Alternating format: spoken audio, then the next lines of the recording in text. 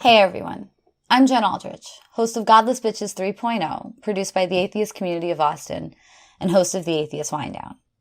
Happy Atheist Day! For those of you who are new to our community, welcome.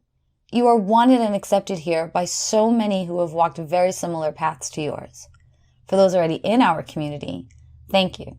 It is you who have created a place of love, acceptance, and caring that so many have needed for so long. This year's event was originally supposed to be held at the Texas State Capitol building in Austin, Texas. Even with our events being held virtually, the significance of a place designed to create and uphold laws couldn't be ignored. Around the world, atheists are living in fear under laws governing them according to and influenced by faiths we no longer believe in. Many are having their autonomy, happiness, and lives taken from them simply for not believing. Others every day are facing lawmakers who are working diligently to make sure that their faith is law, stripping so many of being able to live as they are, based on faiths we no longer adhere to. Today, on our day, we are here to stand up and say we will no longer be silent. We will no longer stand for the days of pretending we do not exist out of fear of being ostracized or what may happen if we don't maintain the status quo. You cannot cast us out anymore. We are here as a community to support those you have thrown away for their beliefs and identities. We are here as voices for those who cannot speak to say we will no longer be controlled and ruled by faiths that have damaged and hurt us. To quote one of my favorite poems from author Dylan Thomas, "Do not go gentle into that good night. Rage, rage against the dying of the light. We will no longer go quietly into the darkness of being suppressed, hurt, judged, abused, abandoned, and damaged under faiths that tell us we are wrong for simply being who we are. We will no longer be cast aside and ostracized for using our brains as they were intended, to analyze, to question, to be skeptical of things presented before us.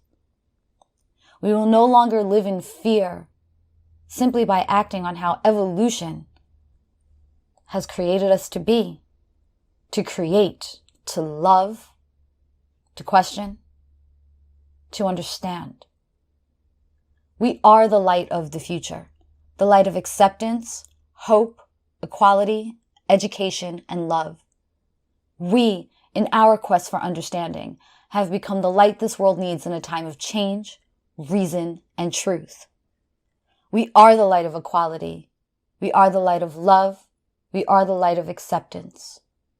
We are the light of those that refuse to be quiet and miserable. We are the light of those to stand up and say, everyone deserves to be happy. Everyone deserves to be equal.